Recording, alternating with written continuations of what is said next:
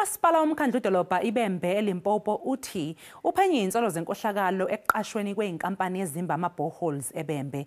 Lokhu kulandela imibiko ethi leziNkampani eziyisithupha ezaqashelwa lomsebenzi nyakenye ngoMbasa azikaze zilubhade emsebenzini. Abantu bendawo abanqume ukuzibambela bona mathupha lomsebenzi basalo ludaba kumvikelo umphakathi bekhala ngokuthi bakhishwa inyumbazane ekhathi kukhishwa ikhangiso zokwenza. Uphenya maswanganye ugwedla lomshini ukuze izakhamuzi zikwazi ukuthola amanzi.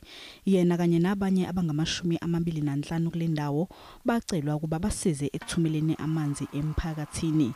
Yonke leminyaka abakaze beholelwe ngomsebenzi wabo. Ngokuhamba kwesikhathi kuphume izikhangiso eziyisithupha ezidinga abantu abazokwenza lo msebenzi. Kepha uMasipala waqasha abanye abantu. Akukho noyedwa wabo owaqashwa.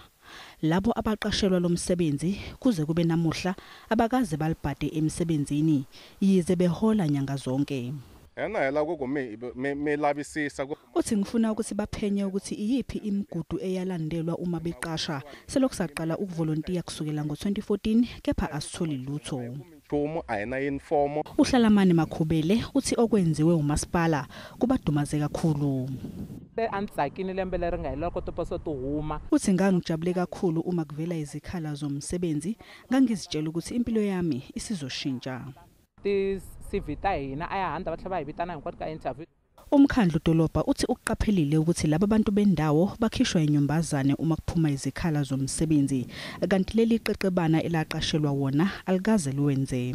It's a challenge that the municipality will address because we've got management in the municipality that is responsible to make sure that every employee of the municipality is doing his work. Okwamanje lezi zakhamuzi zithi zisazoqhubeka nokusiza lapha njengoba sisalinde izimpendulo kuziphathimandla.